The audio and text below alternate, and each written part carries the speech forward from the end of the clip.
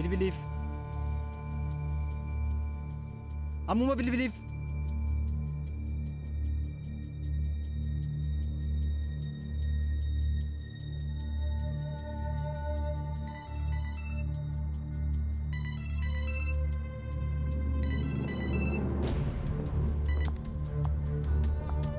Abbaas eessa jirta? Ammas qilleensa keessa baddee moo eessa jirta? Neebjaan. Mootitti onnee koo Neebjaan. Waan hin eegne tokkotu uumame dammako. Dirqama deemuun narra jira. Walga'ii ariifachiisaa Antaaliyaatti gaggeeffamu irratti. Antaaliyaa jettee? Amma maal gochuuf yaadaa jirta Abbaas? Eenyu waliin jirta? Eenyu waliin Antaaliyaa deemuuf jetta? Ila Neebjaan.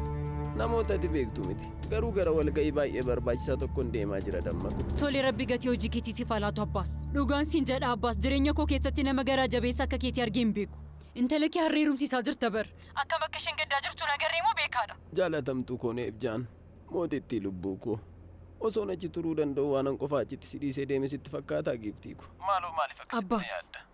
Ati abbaa miti tolee? Ati dursaa maatii kanaa miti. Gonkumaayyuu hin taatu.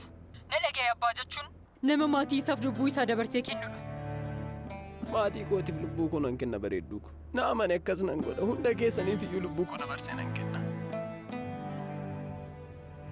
Dhugaan siin jedha si'ii fi ijoollee kootiif lubbuu koo dabarsee nan kenna Neebjaan. Amma akkan si jaaladhu Rabbi beeka.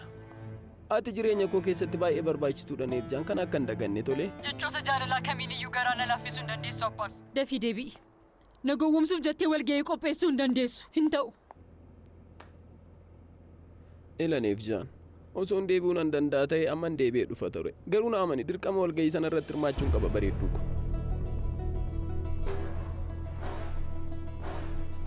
Dhimma du'aa fi jireenyaa waan ta'eefidha kanan kana gochuu danda'e. Tole Neebjaan. Amma deemuun qaba giiftii ko. Nan deema garuu deebi'ee dhufuu dhiisuu hin danda'a. Intala koo Suwaandaan hin naaf dhungadhu. Latiif isa maraatu sanas akkasuma. Kan biraa ammoo Saraatitti nagaa koo sirriitti naaf hime adaraa Neebjaan. Na dhaggeeffadhu namni kan biraan hin jiru. Kana booda kan isin eegu Saraatu qofadha. Waliigallee dammako. Tole Saraat sirriitti isin eega. Haasaa kee gabaabsi. Abbaas miira kana keessaa ba'i. Dhuguma Antaaliyaa waan deemaa jirtu sitti fakkaate? Neebjaan.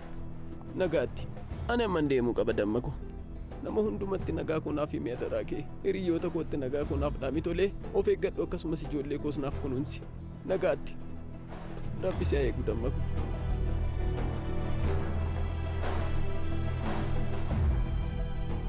Anaan immoo nan dagatiin jaalatamuu maatii koo fi namoonni ni jaaladhu hundi.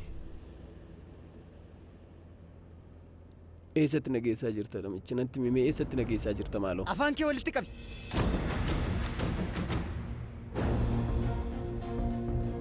Sende